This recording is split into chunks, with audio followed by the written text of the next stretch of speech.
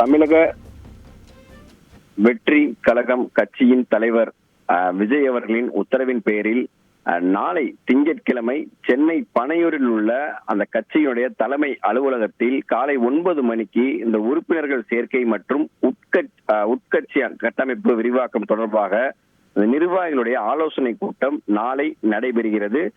இதில் குறிப்பாக தமிழகம் முழுவதும் இருக்கக்கூடிய அந்த தமிழக வெற்றி கழகத்துடைய கட்சியினை சேர்ந்த அந்த மாவட்ட செயலாளர்கள் அனைவரையும் பங்கேற்க வேண்டும் என்று அந்த கட்சியினுடைய பொதுச் செயலாளர் புசி ஆனந்த் அவர்கள் தற்போது அறிக்கை ஒன்றை வெளியிட்டிருக்கிறார். இதில் நாளை அக்கட்சியினுடைய தலைவர் விஜய் பங்கேற்பாரா இல்லையா என்ற தகவல் தற்போது கேள்விக்குறியாக இருக்கிறது.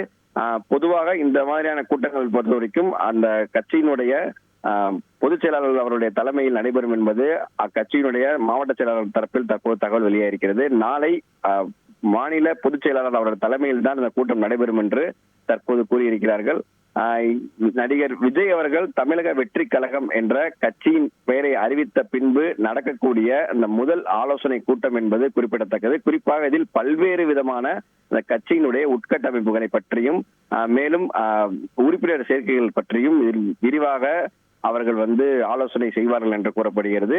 அது மட்டும் இல்லாமல் புதிய நிர்வாகிகள் சேர்ப்பதற்கும் அந்த செயல்படாத இருக்கக்கூடிய நிர்வாகிகளை அந்த கட்சியிலிருந்து நீக்குவதற்கான பல்வேறு விதமான முக்கியமான ஒரு நிலைப்பாட்டினை எடுப்பதற்கும் நாளை இந்த ஆலோசனை கூட்டம் நடைபெறுவதாகவும் தகவல் தெரியப்படுத்தியிருக்கிறார்கள். மேலும் இந்த தமிழக வெற்றி கழகம் அந்த எழுத்து பிழை இருப்பது என்று பல்வேறு தரப்பு அறிஞர்களாலும் தமிழ் அறிஞர்களாலும் இலக்கியவாதிகளாலும் கூறப்பட்ட நிலையில தற்போது அதற்கும் அதை முற்றுப்புள்ளி வைக்கும் வகையில் தமிழக வெற்றி கழகத்திற்கு அந்த இக்கு சேர்த்து தற்போது அவர்கள் அதிகாரப்பூர்வமாக அவர்கள் ட்விட்டர் பக்கத்தில் பதிவிட்டிருக்கிறார்கள் என்பது குறிப்பிடத்தக்கது. செய்திகளை உடனுக்குடன் தெரிந்து கொள்ள உடனே சப்ஸ்கிரைப் பண்ணுங்க.